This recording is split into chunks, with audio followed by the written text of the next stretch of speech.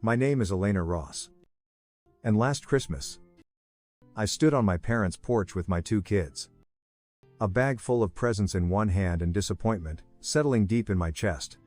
I wasn't even surprised when my mother cracked open the door just wide enough to let out a gust of warm, spiced air and said, "Oh, sweetheart. I didn't think you were actually coming." It was the 24th of December.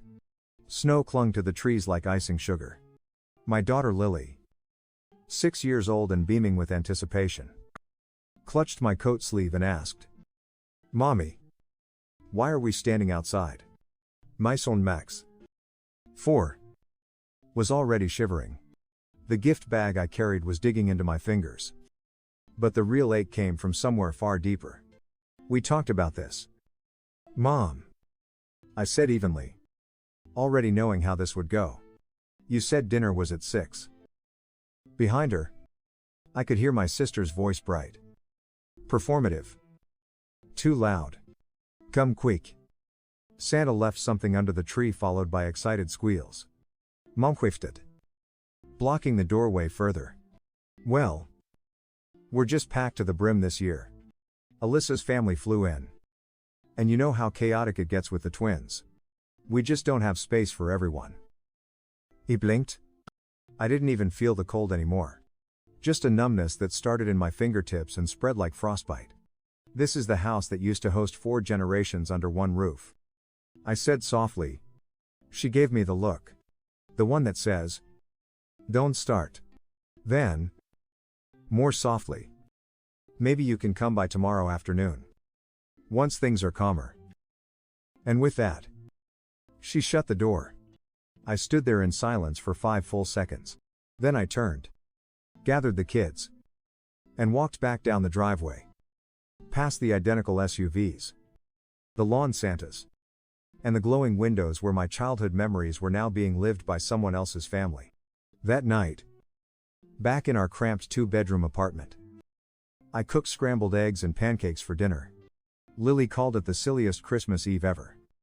And I laughed, even as I quietly cried into the sink once they were asleep. 6 months earlier, my marriage had quietly dissolved. No infidelity. No blowouts. Just years of loneliness accumulating into a final sigh and a signature on a no-fault divorce. At 34, I was single with 2 young kids and a marketing job that paid decently, but not enough to feel secure. I'd moved back to my hometown hoping family would help fill the gaps.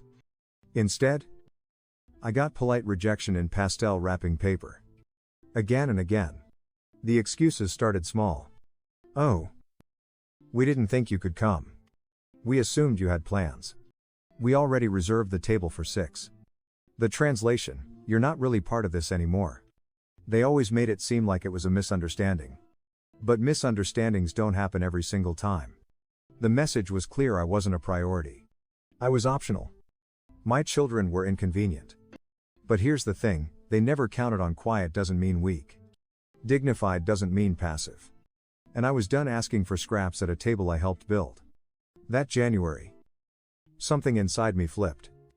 I stopped making space for people who wouldn't make space for me.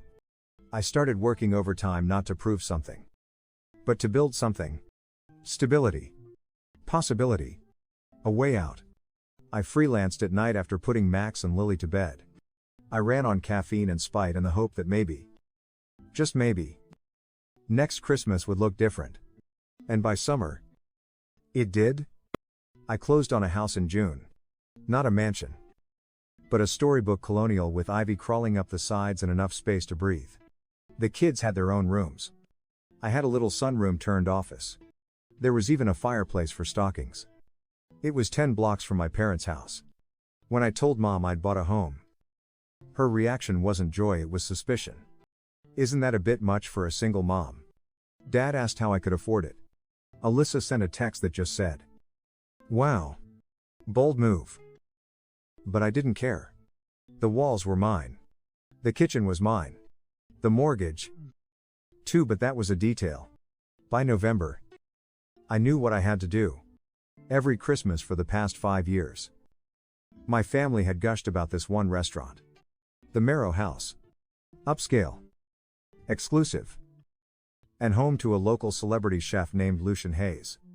My sister once waited 2 hours just to have him autograph a menu. Mom called his truffle risotto transcendent. So I called his restaurant.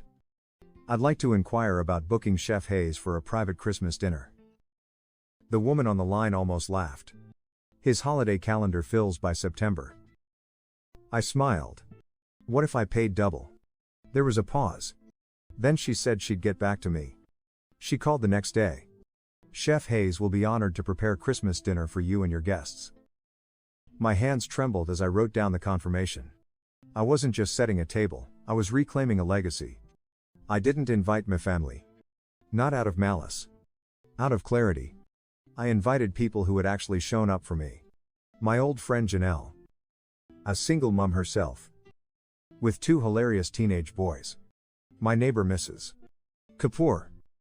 Who brought Lily warm naan and hen at her hands last summer. My ex-coworker Brendan. Who helped me rework my resume after the divorce. My new friend Maya. The yoga teacher whose laughter echoed through my home during those quiet months. 10 people. 10 chairs. 10 hearts that made space for mine. Chef Hayes came with a full team white coats. Wine pairings. Warm smiles. It was the most extravagant thing I'd ever done. But it wasn't about the food. It was about reclaiming a space that was never supposed to belong to just them. After dessert, we moved to the living room where Max built block towers with Janelle's boys and Lily sang Christmas carols with Maya. I watched it all from the couch. Overwhelmed. Not by sadness but by peace. And that's when I posted the photos. Just 3. One of the table. One of the kids laughing. One of all of us. Raising glasses. Mid-toast. No tags. No captions. Beyond. This year, I made room. For the first few hours after the photos went live. All I heard was silence. Not a single like from my sister. No comment from my mother. No passive-aggressive message pretending to be supportive. Just nothing. And in that silence, I found an odd kind of satisfaction because the absence spoke louder than any fake congratulations ever could. I knew they saw it. I could picture my mother sitting in her spotless kitchen with her evening wine, staring at her phone in disbelief. Alyssa probably forwarded the post to our family group chat with a snide. "Did you see this?" And my dad, ever the diplomat, probably muttered something neutral like, "Well, it's nice she has friends." Their silence wasn't confusion, it was calculation. They were deciding how to respond without admitting they'd been wrong. The first message came at 11:42 p.m. Alyssa. "So, that was quite the dinner party. Was that Chef Lucian in the photo?" No greeting. No Merry Christmas. Just straight to the part that mattered most to her appearances. I stared at the message. Then locked my phone and went back to washing dishes. Let her sit in that for a while. Let the question rot in her throat like old fruit. The next morning brought more. One from my father. A short, "Looks like you had a nice Christmas. Hope the kids enjoyed it." Vague. Generic. Empty. A comment from my Aunt Mom's sister on the photo of the kids laughing. "Beautiful. They're getting so big." I smiled. At least one person in that gene pool still knew how to speak like a human being. But I could feel the ripple effect beginning. Like the first tremor before a storm tears through the house you once called home. By noon, my phone rang. I didn't even have to check. Of course it was Mom. I let it go to voicemail. She called again. Then again. By the 4th try, I picked up. "Elena," she said. Voice tight. Too sweet. The kind of sweetness that cuts. "Did you have Christmas dinner catered by Chef Hayes?" I kept my tone neutral. "I did. He was wonderful." There was a pause. A pregnant silence filled with so many unsaid things I could practically hear her grinding her teeth through the line. "I wish you had told us. We could have come by. You know how much we love Lucian's cooking." I nearly laughed. We. As in the same people who locked the door in my face 12 months ago and told me there wasn't space. The same people who sat 13 around a dining room table and decided I was decoration they didn't feel like displaying. "You didn't ask," I said simply. And for once, I didn't offer softness to fill the silence. I let her sit in it. Well, it just seemed like a bit of a spectacle. The photos. The captions. It felt pointed. It wasn't. But if it felt that way to you, maybe you should ask yourself why. And then I hung up. I didn't owe her the courtesy of pretending it was all a coincidence. I didn't owe any of them the story they wanted to tell themselves that I'd done it to be cruel. That I was overreacting. That this was just a misunderstanding. They wanted to paint themselves as confused victims. Blindsided by my audacity. But I'd spent years making excuses for their behavior. I was done rewriting their script. The calls kept coming. Alyssa texted again. Saying she just wished we could have all been together like old times. Like old times. When I was the last to be informed. The first to be blamed. And always the one folding extra chairs. No one ever sat in. My father sent a message the next day. This family's been through a lot. Elena. Maybe it's time to talk. He meant maybe it's time for you to back down. Again. But I didn't respond. I had other things to do. Like walk Lily and Max to the neighborhood park in the afternoon sun. Where they'd made fast friends with the kids next door. Like respond to a new client who'd found my freelance site through a referral. Like help Mrs. Kapoor set up a food drive at the community center. My life was finally expanding. Not shrinking to fit inside their expectations. I didn't have time to perform for people who only clapped when it made them look good. 3 days after Christmas. My doorbell rang. I knew before I opened it. Alyssa stood on my porch in her designer coat and too perfect makeup. Holding a gift bag with tissue paper bursting out of the top like she was starring in a commercial. Can we talk? She said. I didn't invite her in. I let her stand there while the wind tousled her hair and she tried to keep her fake smile glued to her face. She looked past me into the hallway. Wow. It's really nice in here. Bigger than I thought. There it was. The subtle jab buried in admiration. The implication that this level of life was too nice for someone like me. I said nothing. Just raised an eyebrow. I just think we got off on the wrong foot. She began. Stepping forward slightly. Like I might reward her with warmth if she moved closer. Mom's upset. Dad's worried. I think. You made your point. There it was again, not regret. Not remorse. You made your point. As if this was theater. As if I had staged an entire production for the sole purpose of making them feel something. As if this wasn't the first time in years I'd simply chosen myself. I didn't make a point. I said slowly. I made a life. Her face faltered. Just slightly. And then the smile returned. More force this time. I think we all just want to move forward. No drama. No grudges. Clean slate. Right. God. The irony. No drama from the woman who once cried at brunch because mom didn't display her wedding photos on the mantle. No grudges from the family who wrote me out of everything. Then acted shocked when I stopped showing up. They wanted a reset but only if I agreed to forget. No. I said. Voice calm. Not a clean slate. A clean slate implies nothing ever happened. And a lot happened. Alyssa shifted. Clearly not prepared for this version of me. So what do you want? Elena, an apology parade. For us to grovel. No. I said. I want honesty. I want accountability. And I want respect. Not just when I'm feeding you truffle risotto but always. She stared at me for a long moment. You're really not going to make this easy. Are you? I made it easy for 34 years. That's over. She left the gift bag. Of course she did. A peace offering with a price tag and a receipt. I tossed it. Unopened. Into the bin later that night. The gift was never the point. The message was, this is the cost of coming back. Swallow your pride. Play nice. And maybe we'll let you in again. But I was no longer interested in being let in. I had built the whole damn house. The bag Alyssa left behind didn't feel like an apology, it felt like bait. A delicate. Glittered Trojan horse designed to tempt me back into a system that only functioned if I agreed to stay small. I tossed it in the trash. Not because I was angry. But because I wasn't anymore. Anger meant I still needed their approval. What I felt now was clearer. Colder. I'd crossed a threshold. And there was no returning to who I'd been before. What surprised me was how quickly they noticed the shift. Like wolves who've always hunted the same wounded animal. They sensed something had changed in me. The first week of January. My mother called again, not with demands this time. But concern. She wanted to check in. I let it go to voicemail. Her next message said she'd had a dream about Lily and Max and woke up crying. I knew this pattern well. Emotional currency. Trying to spend guilt like it was love. But it didn't work anymore. The last time I'd cried over one of her voicemails. I'd ended up baking cookies at midnight and writing apology texts for making her feel uncomfortable. This time, I muted her number and folded laundry instead. Healing looks boring from the outside, just a woman folding socks.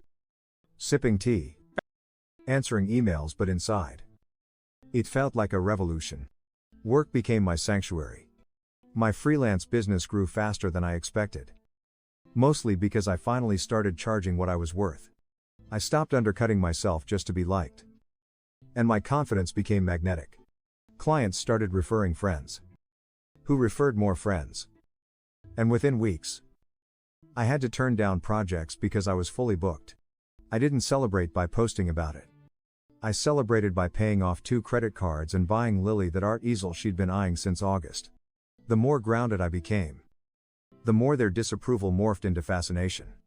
Alyssa started commenting on my social posts again, little things. Innocuous on the surface. That wallpaper is gorgeous, or where did you find that rug? But I knew her too well. She wasn't admiring. She was inventorying. Every compliment was a veiled inspection. A calculation. And beneath all that curiosity was something far more satisfying: insecurity. Mom was subtler. She started sending helpful messages about parenting articles. Like she'd suddenly remembered she had grandchildren. She'd attach a link with a caption like, "Saw this and thought of Max." I never replied. Not out of cruelty, but because it didn't come from a place of care. It came from strategy. If she could cast herself as a concerned grandmother, maybe I'd forget the way she shut the door in my kids' faces last winter. But memory is a muscle. And mine had been working out. I remembered everything: the way she called my divorce unfortunate timing when it complicated Alyssa's wedding planning. The way she framed my independence as defiance. My strength as stubbornness. The way she once told me, during a fight, that I'd always been a little hard to love. I'd carried that weight for years.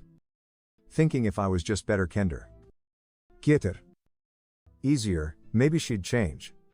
But the only thing that changed was me. I stopped carrying it. Still, part of me wondered what they were saying behind closed doors. Not because I cared, but because I knew how carefully they crafted their versions of events. In our family, reputation was religion. Truth didn't matter, perception did. So when my aunt called me unexpectedly on a Saturday morning, I picked up. "Elena," she said, her voice tight. "I've been meaning to reach out. There's something you should know." I braced myself. I'd been waiting for this, some sideways attempt to broker peace or guilt me into forgiveness. But what she said next left me breathless. "Your mother's been telling people you refused to come to Christmas. That she begged you and you shut her out." My mouth went dry. "She what?" "She said you cut contact with the family for no reason. That you're going through something?" She used the word unstable. I sat down slowly. My heart pounding. Not because I was shocked, but because of how methodical it all was. My silence had threatened her narrative. So she rewrote it. I'd been disinvited. Dismissed. Erased, but now I was the villain. The unstable one. The runaway daughter who rejected her loving, confused family. I knew it wasn't true. My aunt continued quietly. "I've seen your posts. The way your kids look at you. That's not instability. That's peace." It was the kindest thing anyone in my family had said to me in years. After we hung up, I stared at my phone for a long time. The rage didn't come. The heartbreak didn't arrive. What I felt instead was something quieter. More dangerous to people like my mother: clarity. She wasn't confused or overwhelmed or trying her best. She was deliberate. She needed to be the victim. Even if it meant turning me into a story she could weaponize at book club. But I didn't have to live in her version of my life anymore. I had built a new one brick by brick. Heartbreak by heartbreak, and this one had actual windows. Light got in. Truth got in. And no one had the power to lock me out anymore. A week later, Lily brought home an assignment from school: draw your family. Her picture was messy but vivid. Me. Her. Max. Mrs. Kapoor. Janelle and her boys. Maya with her yoga mat. No grandma. No grandpa. No Alyssa. I asked her gently. Sweetheart. Is this your family? She looked up at me and smiled. Yeah. The people who come over and laugh a lot. That night, I cried into my pillow, not because I was sad, but because my daughter had given me something I never had as a child: clarity about who loved her. Not because they had to, but because they wanted to. I wasn't just healing myself anymore. I was building something for them. A home where love didn't require silence. Where kindness wasn't currency. Where no one had to earn a place at the table. And as I tucked them both in, Lily whispered, Mommy, are we having another fancy Christmas party this year? I kissed her forehead. Ibn Fancier. By mid-November, my house looked like a Christmas card on steroids. Garland wrapped around the staircase like it had been professionally trained. Warm lights ran along the porch. And the tree in the front window stretched nearly to the ceiling, 12 feet of deliberate abundance. The kind of tree that said this house has room. Not just space, but intention. Every inch was a message. And I didn't care if my family could read between the lines. I hoped they would. The guest list was longer this year. Lily had invited 2 new friends from school, whose parents had recently divorced parents I'd met at pickup, who looked exhausted and grateful when I extended the invite.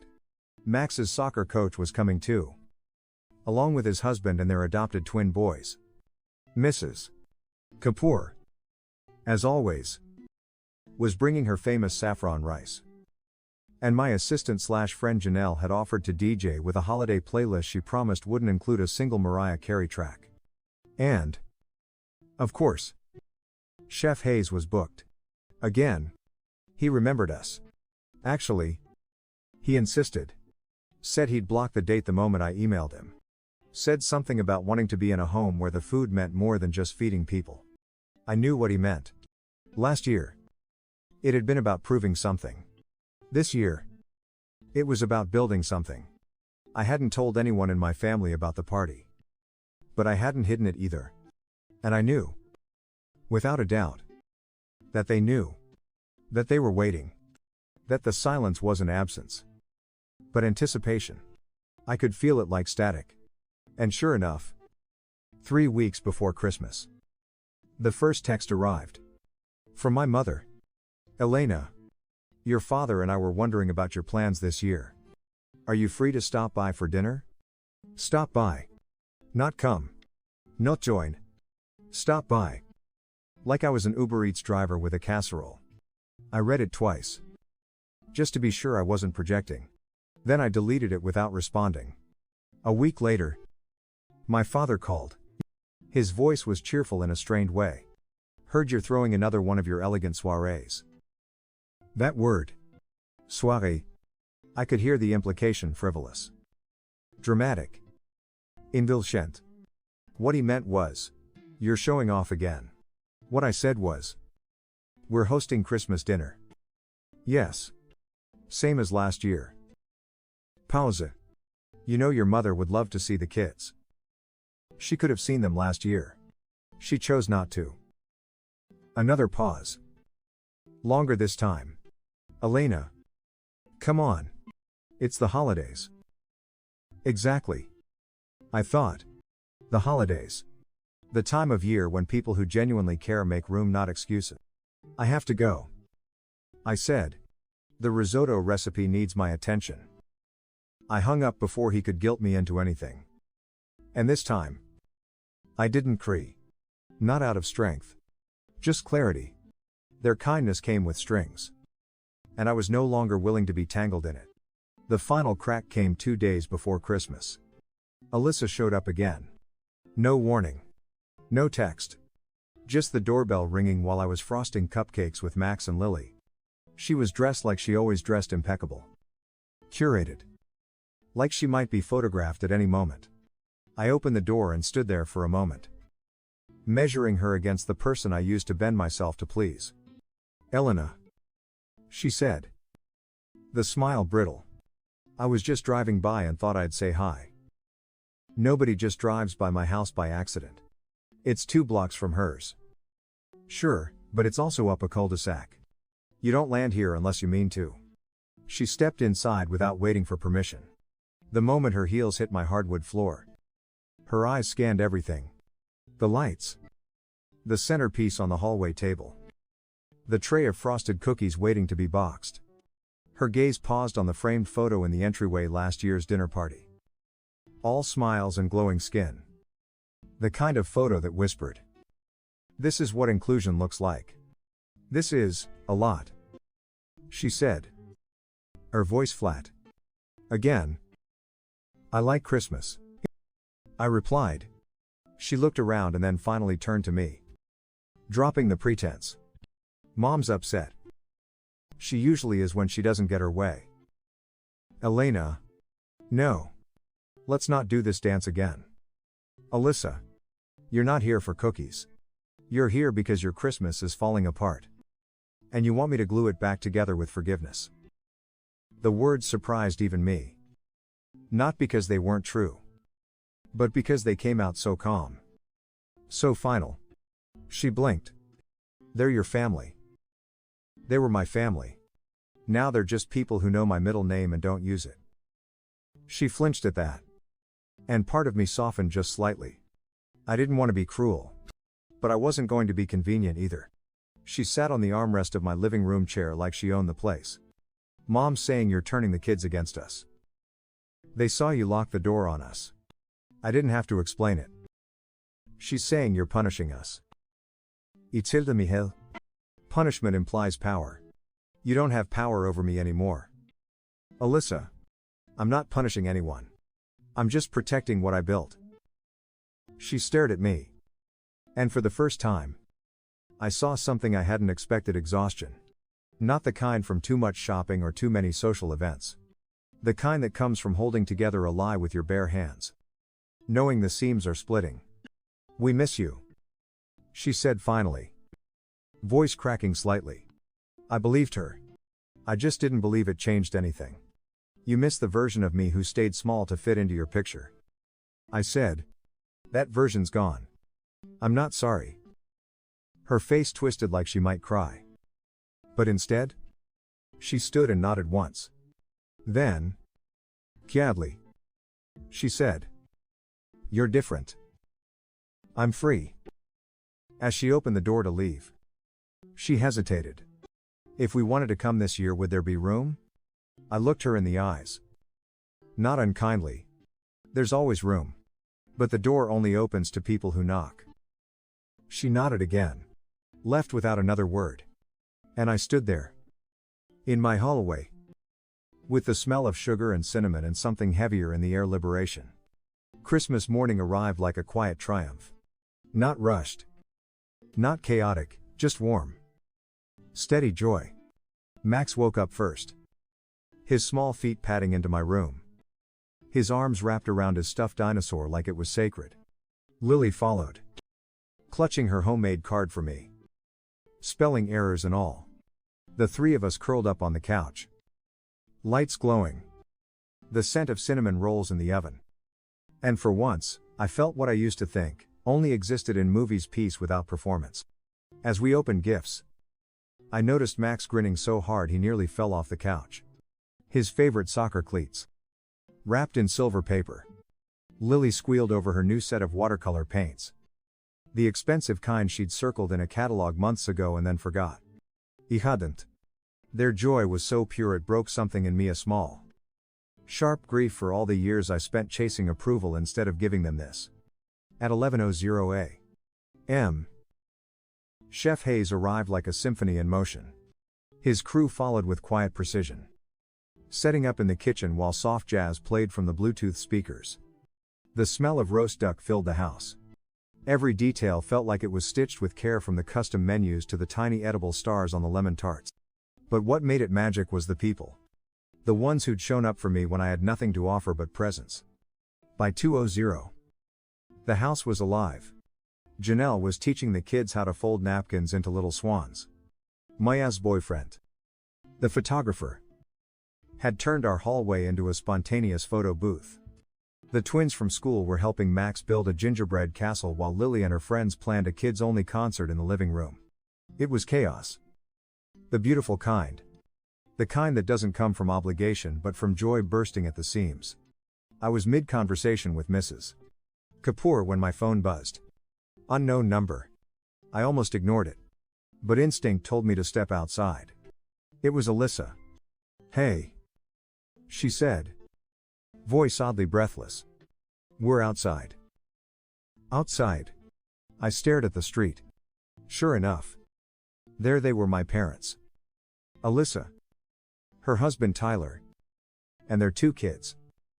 Standing in my driveway like a sitcom scene that had run out of cue cards. None of them were holding anything. No gifts. No food. Not even a bottle of wine. Just themselves. Just expectation. My hand tightened around the phone. "You didn't text." "We thought it'd be a surprise." That was the problem. Surprises only work when trust exists. I took a deep breath, stepped back inside, and walked toward the front door with the same calm I'd worn all year. Not performative. Not angry. Just certain. When I opened the door, their faces lit up like I was the one who had disappeared. Elena, Mom, rushed forward. Arms already outstretched. I didn't move. "Hi." Dad gave an awkward half wave. "Wow. Looks like you're really going all out." Lily came running to the doorway before I could stop her. "Mom, Mrs. Kapoor said I can pour the apple cider." She saw my parents. Stopped short. And instinctively stepped behind me.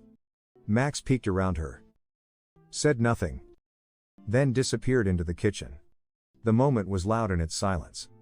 Mom lowered her arms. "Can we come in?" I looked at the cluster of people behind her. Tyler looked bored. The boys were already bickering. Alyssa looked like she hadn't slept. And then I noticed something, her eyes were red. Raw. As if she'd been crying in the car. "You're welcome to come in," I said slowly. "But only if you understand something." My voice was steady. Not for them. But for my kids who were watching. Listening. I'm not interested in pretending. If you're here to perform apologies or sweep things under the rug, I'd rather you leave. But if you're here to acknowledge what's happened and to own it, then there's room. Nobody spoke for a long moment. Then Mom said, "This is ridiculous. Elena. It's Christmas. You're making a scene." That was the moment I knew they weren't ready. Not really. They wanted absolution without the work. Re-entry without reflection. A welcome mat without a door. I smiled. But there was no warmth behind it. "Then I guess you'll need to find another scene." And I closed the door. Not slammed. Not in anger. Just closed. Click. Behind me. The house was humming. Laughter. Music. Children squealing over cupcakes. And I stood there. Hand on the doorknob. Feeling the world shift on its axis. A few minutes later, I was back at the table. Pouring cider for Lily and Max. They didn't ask about the people outside. They didn't need to. They'd seen it. Lived it. Understood it. And when I looked at them, I realized something else. They were never going to be the kids left on a cold porch wondering why they didn't matter.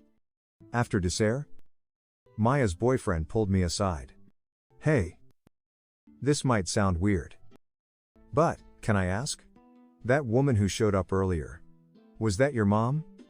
I nodded. Surprised. He paused. Then said, "I watched you close the door. It was the most graceful act of power I've ever seen." Later that night, after everyone left and the kids fell asleep, clutching their handmade ornaments, I stood in the dining room and stared at the photo on the mantel. The one from last year. Everyone smiling. Arms around each other. I thought about replacing it. Updating it with this year's photo. But then I realized maybe I didn't have to. Because it wasn't just a memory anymore. It was a beginning. January came in quiet. After weeks of laughter, lights, and full rooms, the silence in my house was comforting. Not empty. Max had gone back to building Lego kingdoms in his room. Lily spent hours curled up on the window seat with her new sketchpad, coloring stories she hadn't told anyone yet. I returned to my desk, wrapping up contracts, catching up on emails, booking new clients who'd seen my latest project and wanted whatever magic I was cooking. And somewhere between the client calls and bedtime stories, I started to feel something I hadn't felt in years. Rest. I was no longer looking over my shoulder. I wasn't checking my phone for apologies or wondering if I was being too sensitive. I had finally turned the volume down on voices that only got loud when I said no. That was the gift I hadn't expected, not just peace, but the absence of the chaos I'd grown too used to calling home. Silence can be golden, but only when it's not filled with unspoken shame. One cold Saturday afternoon, Lily came into my office holding a handmade invitation. On it, in uneven cursive, were the words, "You are invited to our Valentine's dinner, only nice people allowed." Max had drawn a picture of our family under a giant heart, with Mrs. Kapoor, Janelle, Maya, and the twins holding balloons. Underneath, it said, "No sad people, only the happy kind." I laughed so hard I almost cried. That dinner was small, simple. Pasta, candles, homemade cards folded like little tents on each plate. But the laughter echoed through the house like a new kind of holiday. It wasn't about proving anything. It was just about being, existing in joy, with people who never made me beg for a seat. After dessert, as we played card games and shared stories, I realized it wasn't just my house that had changed. It was me. In March, I got an email from my old therapist, one I hadn't seen since before the divorce. She'd read a blog post I'd written about chosen family and asked if she could share it in a workshop. I reread my own words like they were from someone else. You don't have to shrink yourself to fit someone's limited definition of love. Love that sees you as optional is not love. I had written that late one night. Wijn in hand, tears threatening to fall. Now, it felt like scripture. April brought rain and something more unexpected, an apology letter. Handwritten. From my father. The envelope was plain. No return address. As if even the paper knew this was fragile territory. Inside, the letter was short. Elena, we messed up. I messed up. I didn't stand up for you when I should have. I didn't listen. I didn't make space. I let your mother's discomfort become the rule. And I regret that more than I can say. Your Christmas dinner looked like love. I wish we'd been part of it. I hope one day we still can. Dad. I read it 3 times. No excuses. No deflection. Just the quiet weight of accountability. And maybe that's why it actually meant something. For the first time, someone wasn't asking for a reset, they were acknowledging the wreckage. That's the only way rebuilding is possible. But I didn't rush to reply. Some things require slow healing. By May, I'd fully launched my new business. I hired 2 part-time staff members and moved into a co-working studio downtown. It wasn't flashy, but it was mine. Word had spread quickly, mostly through referrals, and I was finally charging what I was worth. I started mentoring a few young marketers. Women who reminded me of the version of me that used to apologize for breathing too loudly. I told them the truth: you don't owe anyone your silence. Not even the people who share your blood. Then June came. So did Alisa. I saw her car before I heard the knock. This time, she didn't bring the boys or her husband. She came alone, holding a box of bakery pastries, and something that looked dangerously like humility. I opened the door, stepped aside without a word. We sat in my kitchen. 2 women who used to speak in half-truths and family-approved pleasantries. Now sitting in the thick air of what's left when resentment begins to melt. I read Dad's letter, she said, not meeting my eyes. I figured. She pushed the box toward me. These are from Honey Hill. Your favorite. They used to be. I said. Still not touching them. She sighed. I was wrong. Elena. About a lot of things. Mostly. I think. I wanted you to stay in the box I kept you in. The one where you were always a little less. So I could feel a little more. That was the first honest thing she'd said to me in a decade. I didn't know how to handle your growth. She continued. When you started succeeding, I thought you were showing off. When you set boundaries, I thought you were being cruel. But now I get it. You were just done making yourself small so we could feel big. Silence stretched between us. Then she added, I'm not asking for everything to be okay. I just want to know how to begin. And that's when I realized something important. I wasn't angry anymore. Not really. I was tired of being the lesson. Tired of being the mirror they had to look into just to recognize their own reflection. But I wasn't bitter. Because bitterness meant holding on. And I had finally let go. You begin by showing up without expecting applause. I said. You begin by accepting that rebuilding takes time.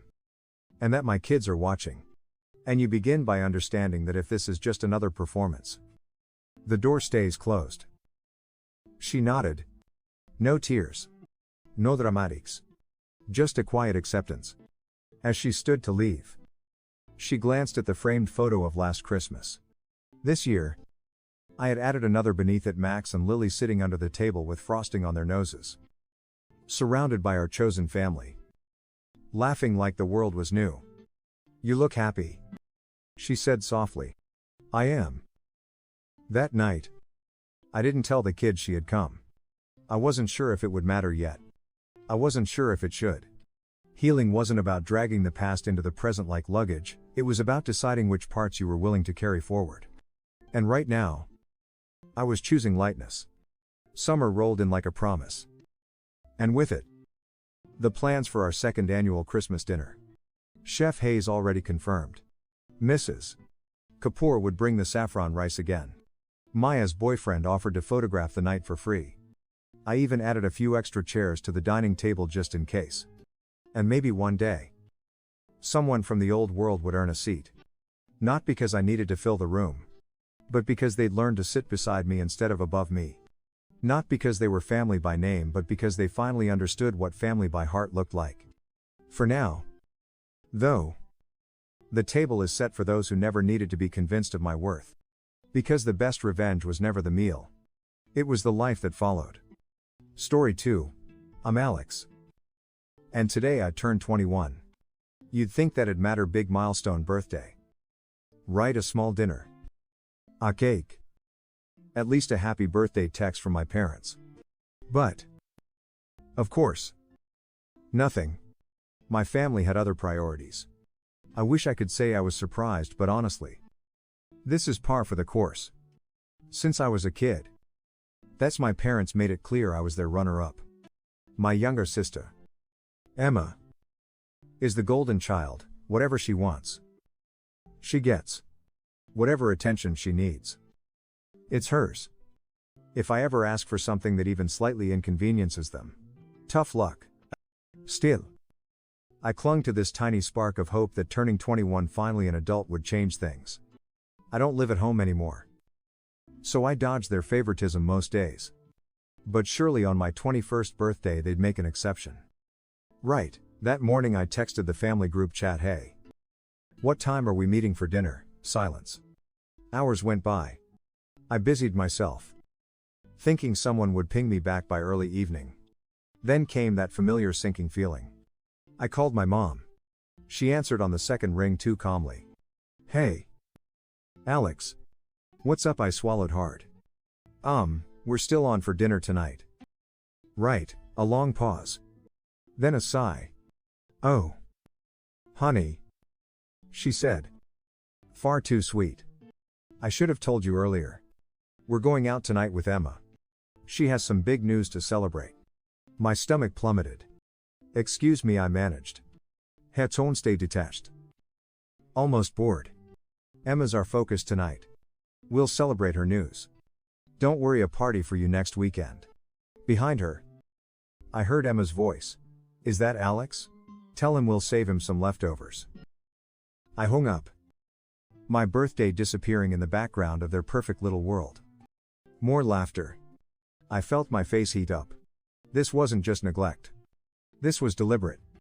I could have argued. I could have yelled. But what was the point? They knew what they were doing. They just didn't care. So I swallowed the lump in my throat and said, "Yeah. Sure. Have fun." And then I hung up. I sat there for a moment, staring at my phone. My hands were shaking. Not from sadness. No. I was pissed. Then I had an idea. I called my girlfriend. "Lily." "Hey," I said, keeping my voice even. "Want to go out for dinner tonight?" She could tell something was up immediately. "Of course. What's wrong?" I told her everything. She didn't even hesitate. "Come over.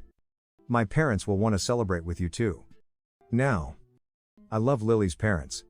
They've always treated me with more kindness in the past 3 years than my own parents have my whole life. And when I got to their house, her mom greeted me with a hug. "Happy birthday. Sweetheart. Come in. We're going somewhere nice." We ended up at this high-end steakhouse. The kind of place my parents love to brag about going to. The whole night was perfect. Lily's dad even ordered a bottle of champagne to celebrate me turning 21. And for the first time that day, I actually felt wanted. But the real fun that happened when I posted about it. After dinner, I took a picture of the restaurant entrance and posted it on Instagram with the caption, "Huge thank you to my girlfriend and her amazing family for making my birthday special. So grateful to have people who actually care about me." I wasn't expecting a response from my parents. I figured they wouldn't even see it until the next day. But less than an hour later, my phone started blowing up. First, a text from my mom. "Mom, what is this post, Alex?" Then my dad. "Dad, are you serious? Right now?" Then a full-on phone call. I let it ring, smirking to myself. Then another. Then another. They were fuming and I knew exactly why. It wasn't guilt. It wasn't regret. It was jealousy. They were the ones who were supposed to be seen as the good parents. They loved playing the role of the perfect family, posting online about their fancy dinners and how proud they were of Emma. But suddenly I was the one getting attention for being wronged. And they hated that. I finally picked up on the fourth call, keeping my voice casual. "Oh. Hey. Mom. What's up?" She went off. "What the hell are you doing? Alex, people are seeing this. You're making us look bad." I held back a laugh. "I'm just thanking the people who actually showed up for my birthday." She gasped like I had stabbed her. "How dare you try to embarrass us like this, you know?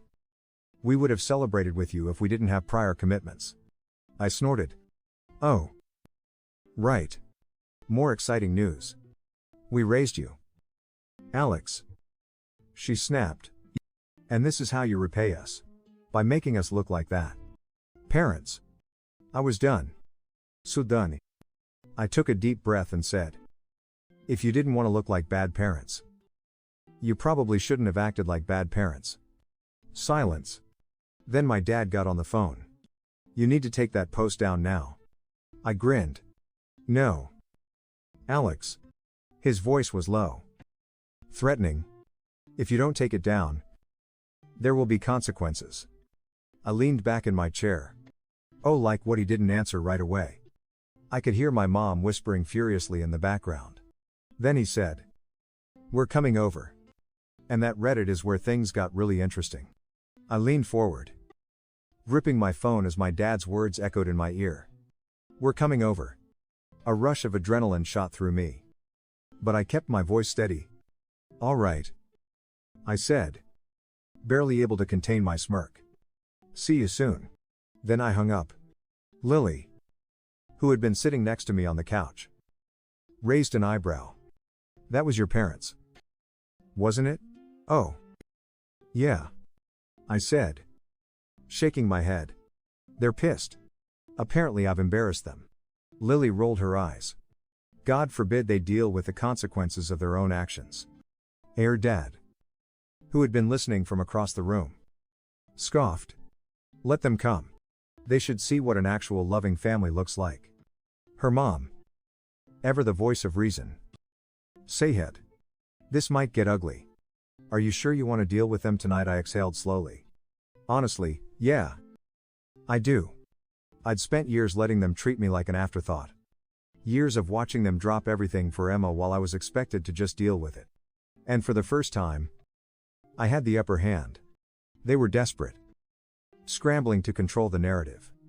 That meant I was finally doing something right.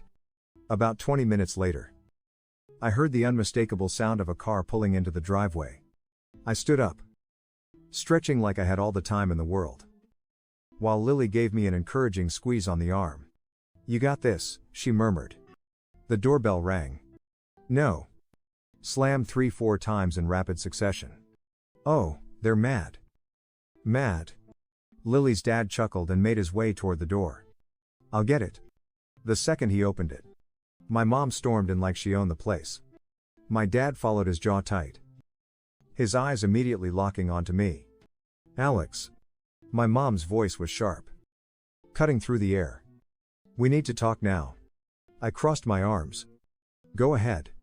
Her gaze flickered around the room, taking in Lily's parents. The cozy atmosphere. The clear evidence that I was fine. Thriving even without them. It clearly unsettled her. Not here. She said stiffly. Come outside. No. Thanks. I said, leaning against the couch. If you have something to say, you can say it right here. My dad clenched his fists. Enough with the attitude. Alex. I raised an eyebrow. Attitudeo. You mean standing up for myself? Sorry? I'm still getting used to this whole having self-respect thing. My mom let out a sharp breath, her patience wearing thin. We are not going to let you publicly shame us like this. Do you have any idea how many people have seen your post? Your aunts, your uncles. Do you know how humiliated it is to have our own son paint us as villains? I blinked at her. Then deadpanned. Maybe don't be villains. Then. Lily snorted. And even her dad fought back a chuckle. My mom's face turned red. We are your parents. Alex. We deserve some respect. Oh. Respect. You mean like the respect you showed me when you ditched me on my birthday? Or when you laughed at me on the phone? But when you made it abundantly clear that Emma will always come first? I shook my head. Sorry. I must have missed the part where you actually earn my respect. My dad took a step forward, his voice low. You're being dramatic. No. I'm finally being honest. I shot back. The tension in the room was thick. My parents weren't used to this. They were used to me backing down, apologizing for folding. But not this time. Then my mom's gaze landed on Lily. More specifically, the way she was sitting so comfortably beside me, holding my hand like she belonged in my life. And that's when I saw it. The moment my mom realized that I had people now. People who weren't obligated to love me but did anyway. People who saw my worth. Something she never cared to do. And she hated it. So this is what this is about, she said, voice dripping with condescension. You're trying to replace us with them. Lily stiffened beside me. But I just shrugged. If the shoe fits. My dad scoffed. Enough of this nonsense. You're taking that post down now. I grinned. No. His nostrils flared. Alex. Don't test me.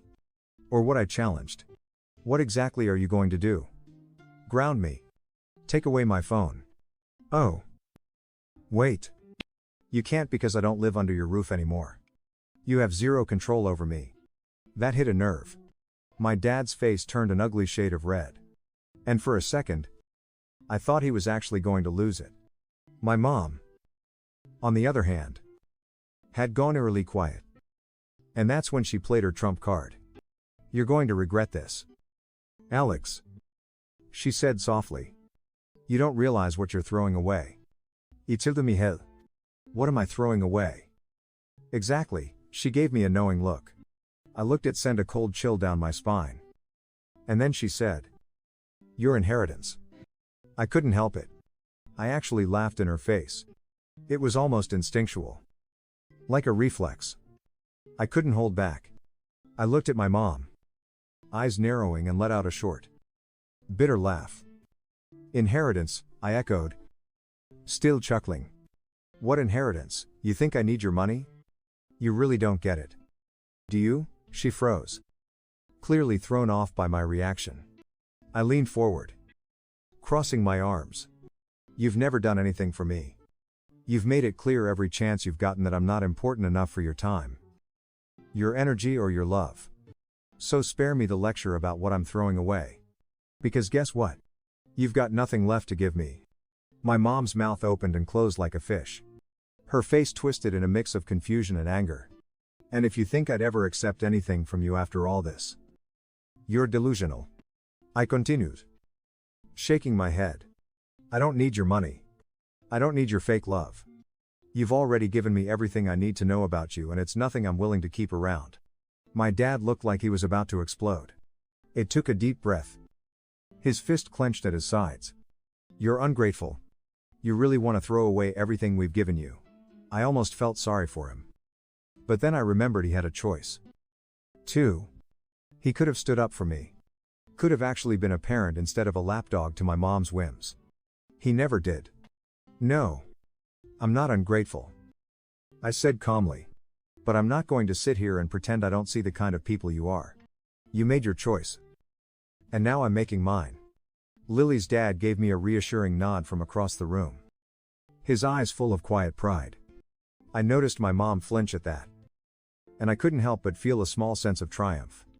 She had been so consumed with controlling my life that she'd never even stopped to think that I might be better off without her. You can't just cut us out of your life like this, my mom said, her voice trembling now. We're your family. You'll regret this. Alex, you'll come crawling back. Right? I said sarcastically. I'll be right there. Begging for more empty promises and disrespect. But that'll never happen. Because guess what? You've already shown me who you really are. I stood up, my legs feeling surprisingly steady. And I'm done. So if you want to keep throwing threats and guilt trips at me, go ahead. But just know I'm not falling for it anymore. My dad opened his mouth again. But this time he just snapped it shut. They had nothing left. The power they once held over me. The manipulation. The control. It was gone. My mom's eyes were practically burning with fury. But I didn't flinch. Instead, I turned to Lily's parents, giving them a nod of appreciation. Thanks for letting me have this moment, I said softly. But I think it's time for them to leave. Lily's mom, ever the calm one, smiled and stood up. We're going to grab a drink in the kitchen. You two should talk. As they walked away, my mom's voice shot through the silence. You're making a mistake, Alex. You'll see. I didn't even acknowledge her. I was done listening to their empty threats. I didn't need to say anything else. The silence between us was thick, suffocating as my mom and dad stood there, still processing everything I'd just thrown at them. They had no idea what to do with me anymore. Their usual tactics: guilt, manipulation, the emotional blackmail they had always used to keep me under their thumb weren't working. Not this time. I stood there feeling more powerful than I ever had in my entire life. It wasn't just the fact that I was finally standing up to them. It was the realization that I no longer cared about their approval. Lily's parents stayed in the background, sensing the tension but giving us the space we needed. I could feel their support without it ever needing to be said. They weren't just on my side. They were family in a way that felt real. And for the first time, I didn't feel like I had to apologize for existing. Finally, my dad spoke again, his voice low and dangerous. You think this is funny? You think you're going to get away with treating us like this? I locked eyes with him, unfazed. Get away with it? Dad, I've been trying to get away from you for years. The words hung in the air, stark and painful. It was like a weight I'd been carrying for so long, finally lifted off my chest. My mom, still fuming, tried one last tactic. Her voice softened, but it was clear she was just as manipulative as ever. Alex, we're your parents. We've always been here for you. All we've ever wanted was to help you. Don't you remember all we've done for you, how we've always supported you? I shook my head, trying not to laugh again. Really, is that what you think? Because I don't remember any of it. I remember being ignored, pushed aside, made to feel like I wasn't good enough. I remember being the last choice. But sûr. If you want to pretend that you've been perfect, go ahead. Her face twisted in a mixture of shock and fury. And I could see the cracks in her perfect little world start to form. She hadn't expected me to fight back like this.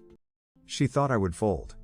Then I would cave in and beg for their approval like I always had. But that wasn't who I was anymore. This is your fault, Alex. My mom spat, her voice shaking. You're the one destroying this family. You think you can just replace us with them? I looked at her, my eyes cold. No. Mom. You've been replacing me my whole life. This is just me finally realizing, I don't need you anymore and you've already lost. She took a step forward, her eyes burning with rage. I'm your mother. You will never get rid of me. I held up my hand, cutting her off. I don't need to get rid of you. You've already done that to yourself. You've pushed me away for years. You've made it clear where your priorities lie. And I'm not on that list. Lily's dad stepped forward, his calm demeanor cutting through the tension.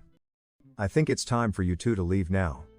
His voice was steady, unshakable in the finality. And his tone made it clear there would be no more discussion. My mom stared at him, fury flashing in her eyes. But even she knew she was losing. My dad muttered something under his breath and started to walk toward the door, his shoulders tense. But he didn't say another word. They both walked out without another word, the door slamming behind them. I stood there, still processing everything that had just happened. It was surreal. Lily came over and wrapped her arms around me. You did it, she whispered, her voice thick with emotion. You stood up for yourself. I'm so proud of you. I hugged her back, feeling a rush of relief wash over me. I don't even know how I did it. It's like they just finally don't have any power over me anymore. Her mom and dad came over and gave me encouraging pats on the back. But it was Lily's words that really stuck with me. You're not alone anymore. We've got your back. Always. The weight on my chest had finally lifted. For the first time, I could breathe without that constant pressure weighing me down. I could see a future where I didn't have to beg for scraps of love or attention. A future where I made my own choices, where I was in control. The whole night felt like a strange, surreal blur. But I knew one thing for sure. I had finally stood up for myself and I wasn't going back. Hours passed in. The evening continued on in a strange kind of calm. The tension that had built up throughout the night seemed to have evaporated the moment my parents walked out the door. But that calmness didn't last long. Just as I started to relax, my phone burst. I glanced down at it, half expecting something Monday. But as I saw my mom's name flashed across the screen, I could feel my blood pressure rise again. I didn't even want to look at it, but I did anyway. A text from her. We're not done here. You'll regret this. We'll be contacting the lawyer about your inheritance. You'll pay for this. I could almost hear her shrill, venomous voice in my head as I read the message. It wasn't a threat. It was a promise. And I knew it. But the difference now is that it didn't scare me anymore. It didn't hold the weight it once did. I glanced at Lily, who was sitting next to me, her parents giving us some space to just process the night. I showed her the message and she let out a soft laugh. Is she serious? She asked, raising an eyebrow. Dead serious, I muttered. But there was no trace of fear in my voice. If anything, I was amused. I hit the reply button, my fingers typing with confidence. Almost like the words were coming from a part of me I didn't even know existed. You're right. You won't be done here. But I'll tell you this. Keep your money. You can keep your inheritance. And when you decide you want to talk to me like an adult without the threats and the manipulation, you know where to find me? But don't bother trying anything else. It won't work. And if you think I'm scared, you've got another thing coming. I hit send and the weight that had been on my shoulders for so long felt a lighter. It felt like I had closed a chapter of my life that had dragged on for way too long. Just as I put my phone down, it buzzed again. This time it was my dad. He didn't even bother with a message. Just a string of angry voice notes. I clicked on the first one. Listening to him rant about how I was ruining my life. How I was going to regret this. How I was throwing everything away. I let the message finish. Then clicked the next one. Another tirade. The same insults. The same empty threats. And then another. And another. They were getting more frantic. The desperation in his voice growing. But none of it hit home. I didn't even bother replying. I didn't need to. There was nothing left for me to say. Lily's dad caught my eye from across the room. Raising his eyebrows with a knowing look. Everything okay? I nodded. My lips curling into a small but satisfied smile. Yeah. They're just not used to me standing up for myself. But they'll get over it. Lily leaned in closer. Wrapping her arms around me again. You've got this. They can't touch you anymore. And that was the truth. I realized something then. There was nothing they could take from me that mattered. Not their threats. Not their manipulations. Not even their inheritance. I'd already walked away from their version of family and stepped into something real. My phone buzzed again and I glanced down. This time it was a text from my sister. Mom and Dad are furious with you. You really messed up this time. I could feel the old anger bubbling up again. But this time I wasn't going to let it control me. I wasn't going to get sucked into her drama. Her victim complex. I wasn't going to play her game. Instead of replying, I looked at Lily. Smiling warmly. You know what I said? Standing up. I think it's time for a celebration. I'm done with all of this. I grabbed my jacket. Turning to Lily's parents with a grin. Let's go grab some drinks. We've got a lot to celebrate. As we left, I didn't feel the bitterness or regret I had expected. Instead, I felt like I was finally walking away from a life that had been holding me back into a future that was mine to shape. And as I stepped out into the cool night air, I realized that the family I'd been searching for, the family I had been longing for, had been here all along. Not in the people I was born to, but in the ones who chose to stand by me, who supported me, who cared about me. I didn't need anyone's approval anymore. I didn't need their toxic love or their manipulation. I had found something better and nothing, not even their money or their threats, could take that away from me. And that, for the first time in my life, felt like true freedom. So what do you think? Am I out of line for standing up to them, or did I do the right thing? Story 3. It was a Tuesday when my phone buzzed with a message, just 3 words. We all agreed. At first, I stared at the screen. Unsure what it meant yet, my gut sank before my mind could catch up. A minute later. Another text arrived from Mom. You're not welcome at the wedding. No punctuation. Just that smug little dash she always used when she wanted to sound formal, a smirk in text form. I reread those words. As though blinking harder might erase them. But they didn't change. This was Sarah's wedding, the very one I'd helped plan and paid for. I'd spent months dousing emotional flare-ups. Consoling her breakdowns. Booking every vendor she was too frazzled to manage.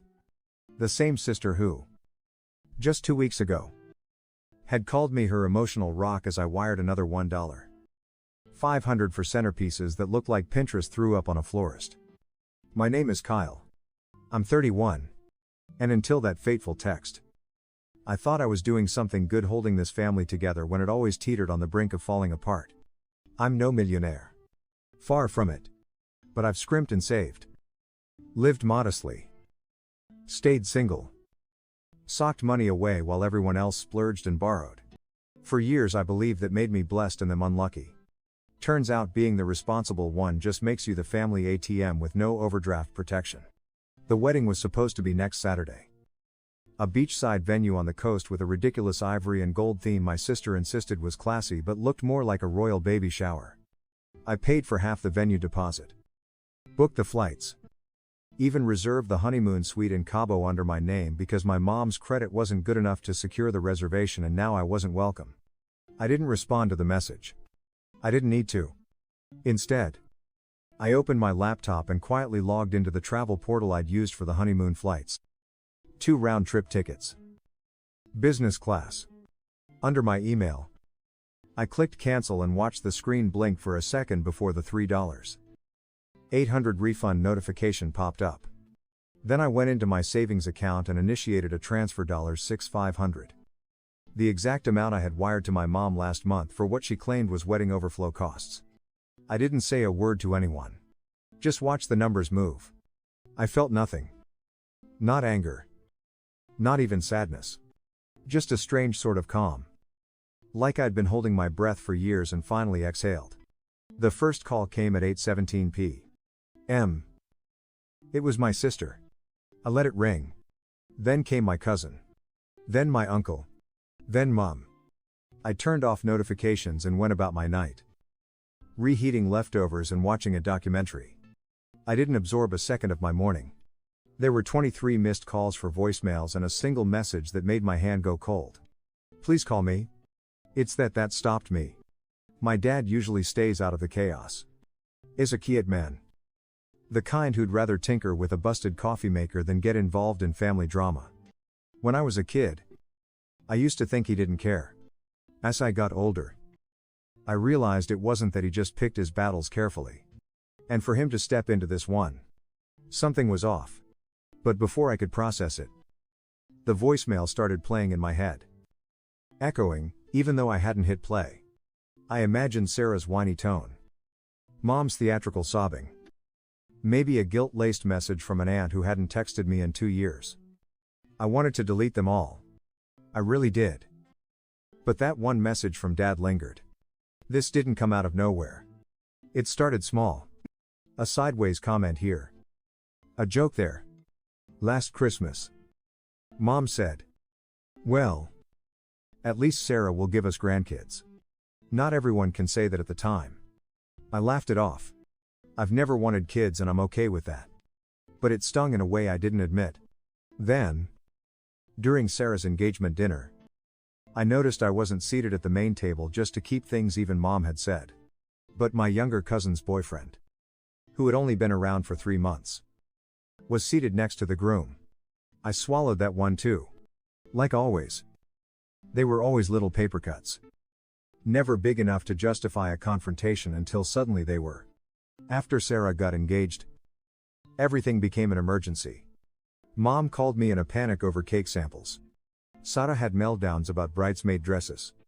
I was expected to cover whatever the groom's family didn't. And I did because I thought helping meant belonging. I thought showing up with my wallet was how I proved I mattered. But it never bought me a seat. It just made me the unpaid intern of their fantasy wedding. And now I wasn't even invited. I sat on the edge of my bed that morning. My laptop still open. The email confirmation of the cancelled flights glowing like a quiet middle finger. I scrolled through the missed calls. Each name a little louder than the last. Then I got to the message from Dad. Just 6 words. "You need to see this now." That's when my stomach dropped. I stared at the message from Dad. My thumb hovering over the screen. "You need to see this now." 6 words. But they carried the weight of something heavier than guilt. My father has always been a man of few words. But every one of them is measured. He's not dramatic like Mom. Not manipulative like Sarah. And definitely not the type to panic. So if you said I needed to see something, it wasn't going to be another teary voicemail or passive-aggressive family group chat post. I called him. He picked up before the second ring. "Kyle," he said. Voice low. "You got a minute, yeah?" I said. And suddenly my mouth was dry. "What's going on?" There was a pause. I could hear the muffled thrum of a television in the background. Then the volume clicked off. "I didn't know they were going to do that. Your mom and your sister. I just found out this morning. After they locked down the seating chart and made the announcement in the family group chat." "I'm not even in the group chat." I muttered more to myself than him. "I know." He replied quietly. "That's part of it." Another pause. Then he said, "Kyle, they told everyone you chose not to come." That hit me harder than I expected. He blinked, trying to make sense of it. "What? They said you were pulling one of your loner stunts. That you got upset over something minor and backed out. Sarah told the family you were always a bit dramatic. And this time you went too far, that you didn't want to be there." I laughed. Sharp. Bitter. Humorless. So they kicked me out and made it my decision. Worse. He said. Your mom said you threatened to ruin the wedding if you came. That knocked the breath out of me. She what Dad sighed. Like you didn't want to be the one saying this. She told Sarah's in-laws you were emotionally unstable. Still bitter about being single. And that you were jealous of your sister's happy ending. Said you were making everything about you. Like usual. Like usual. My voice cracked. I had to stand up. My apartment suddenly felt like it was shrinking. I know. Son. Dad said quickly. I know that's not who you are. I've watched you pick up every piece they dropped. You handled that entire engagement party and no one thanked you. You paid off Mom's second credit card last summer without saying a word. You showed up every time. They didn't. But they don't see that. Or maybe they do. And it threatens them. I leaned against the kitchen counter. My hands shaking. So this whole thing. This exile. Was a setup to make me the bad guy. Dad hesitated. Then with an exhale. Said. It's worse than that. They already started telling people you refused to fund the honeymoon out of spite. That's when I knew something had changed in me. Something broke. But not in the way I thought it would. I wasn't hurt anymore. I wasn't even angry. He felt detached. Cold. Like I was watching a rerun of a show I used to care about. But now knew all the plot twist. 2. They took the money. Dad. I said flatly. $6. Wu Bei. Wired to Mom's account for the honeymoon. I cancelled the flights last night. The refund's already back in my account. He was silent for a moment.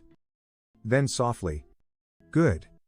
It was the first time in years my father had supported one of my decisions that openly. He wasn't a man of grand gestures. But that one word meant everything. Then he added. There's something else I wasn't going to tell you. But I think you need to see it. I heard rustling on the other end. Then the ping of a message coming through. I opened my phone. It was a screenshot. A group chat. Mom. Sarah and a few of the aunts. My name was mentioned in the thread. Mom texted. Don't worry about Kyle. He's just sensitive because no one's ever loved him enough to marry him. I'll talk to him after the wedding. Once he realizes how childish he's being. Sarah texted. He's a ghost. Let him fada. Just need to make sure he doesn't embarrass us. And Cheryl texted. So we're agreed.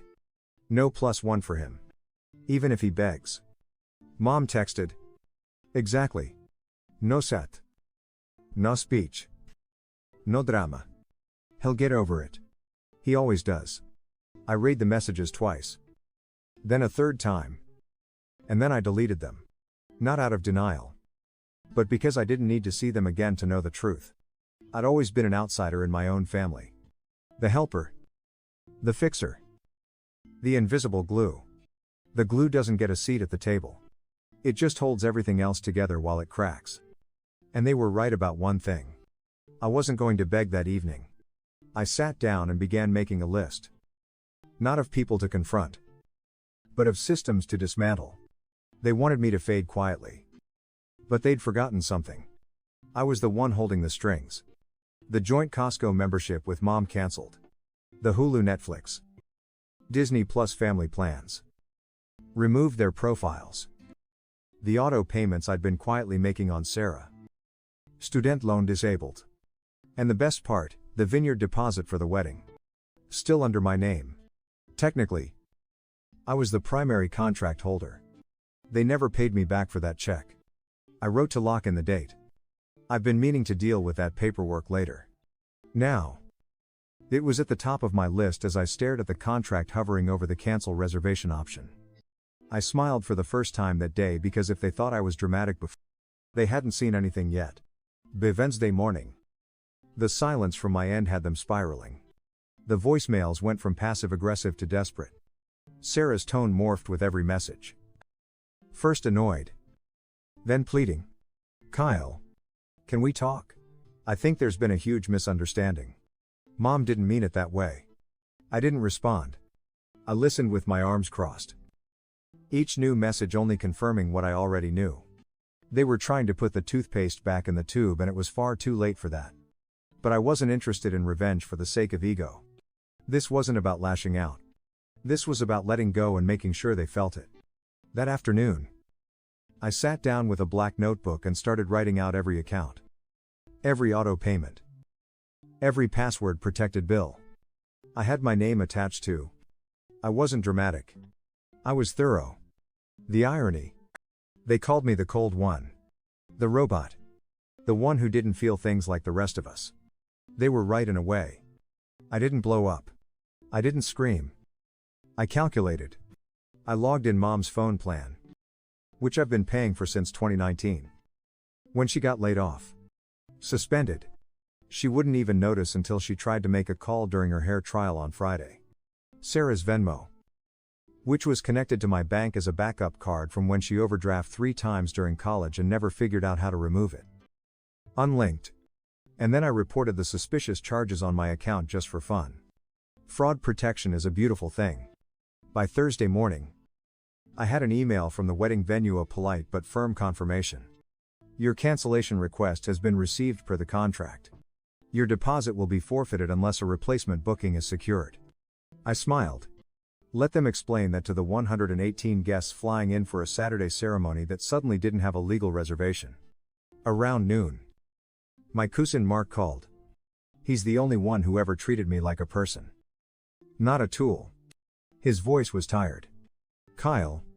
What's happening? I didn't lie.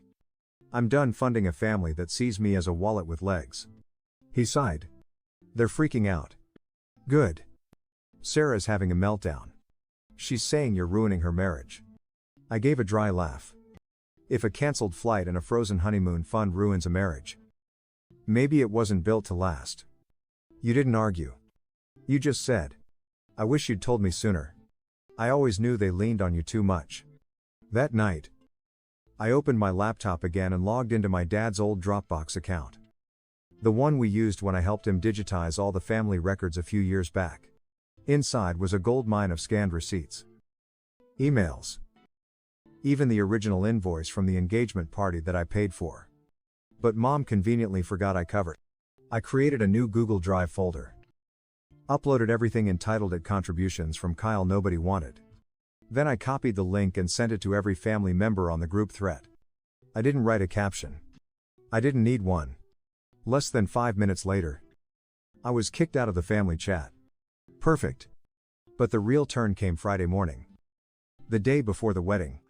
I was sipping coffee and enjoying the quiet when I got an email from the groom's mother. Linda. Weet met ons.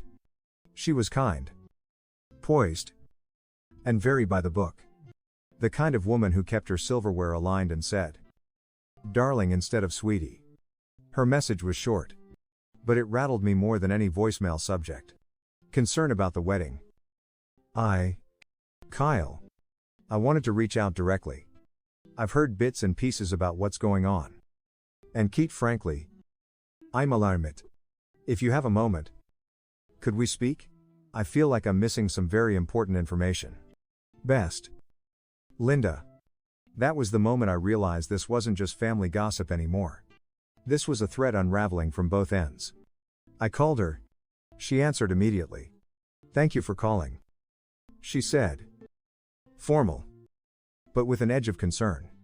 I don't mean to overstep, but my son just informed me that the venue may have been cancelled. It was. I said plainly. I paid the deposit. It was under my name. She was quiet for a second. That's not what we were told. I'm sure. Another pause. She cleared her throat. Kyle. I don't know what's been said, but I was told you declined to come. That you'd backed out because you were bitter. I let the silence hang. Then asked. Do bitter people usually pay for floral arrangements, the wedding cake, the DJ and half the venue? Linda inhaled sharply. I was unaware of any of that. Of course you were. They needed someone to blame when I pulled out and when I stopped funding it. They made sure to do what they always do. Point the finger at me. Her voice lowered. I understand now why you've distanced yourself. I would have to. But. Kyle. There's something you should know. Sarah. She opened a joint credit card with your mom last week. And she used your name on the application. I froze what they claimed you co-signed. My husband caught it when we reviewed the final expenses. He recognized your name on the paperwork. That was it. That was the part that changed everything. I wasn't just the family ATM anymore. I was a target. I sat there. My coffee suddenly cold in my hand. The room closing in around me as Linda's words echoed in my ear. They claimed you co-signed. I hadn't. Not even close. I've always been careful about credit. Guarded. Even after watching mom default on a car loan in my early 20s and drag her credit into the basement with mine tethered behind it. Because. Yes. She had convinced me to co-sign that I'd spent the better part of a decade fixing my financial reputation. I knew better. I hadn't signed anything for this wedding outside of what I paid for directly. Do you have a copy of the application? I asked Linda. My voice calm but clipped.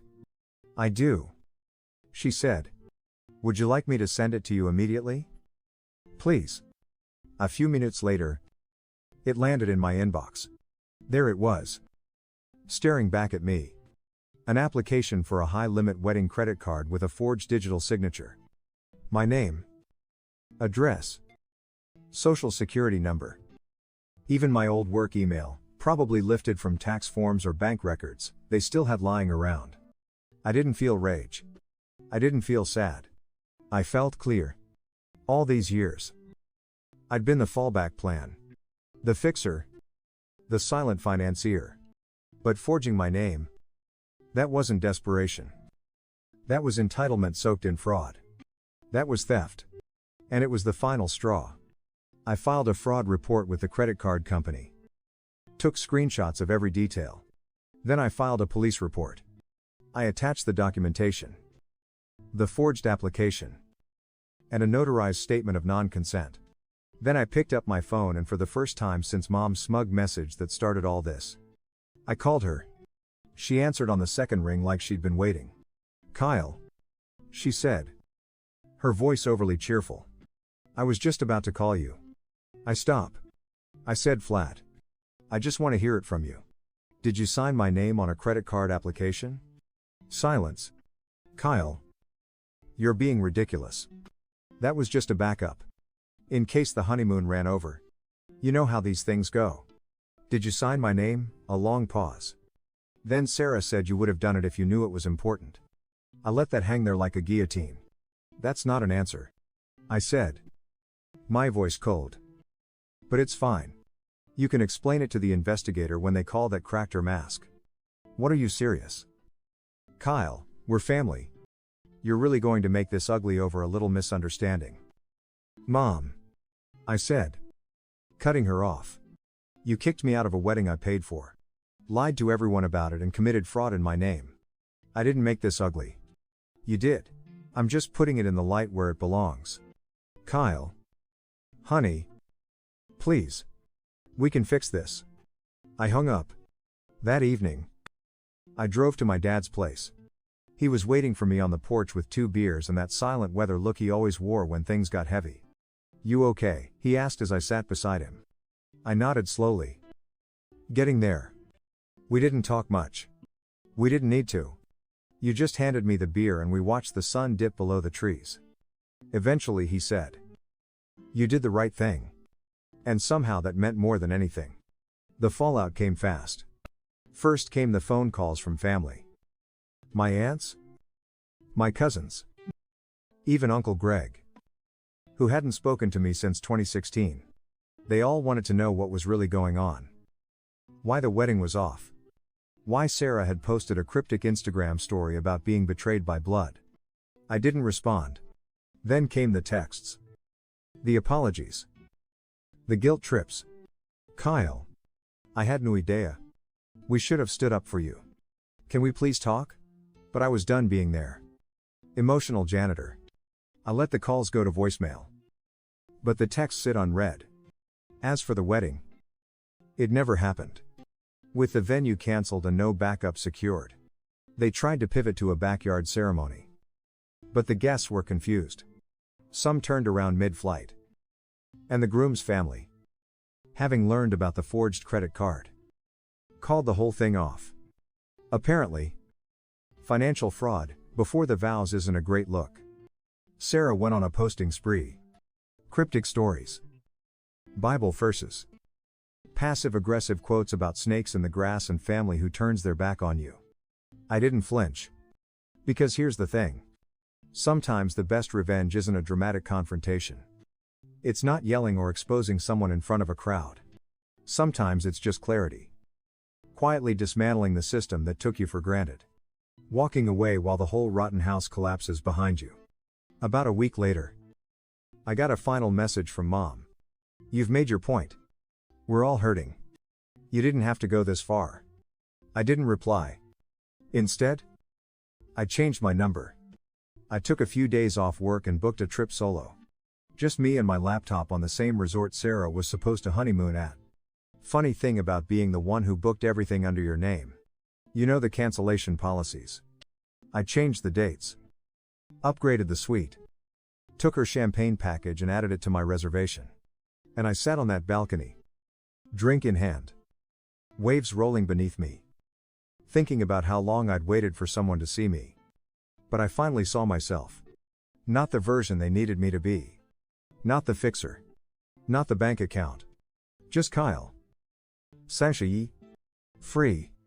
And finally done trying to earn love. I never owed them in the first place. I don't know if they'll ever really understand what they lost. But I do. And I'm not giving it back.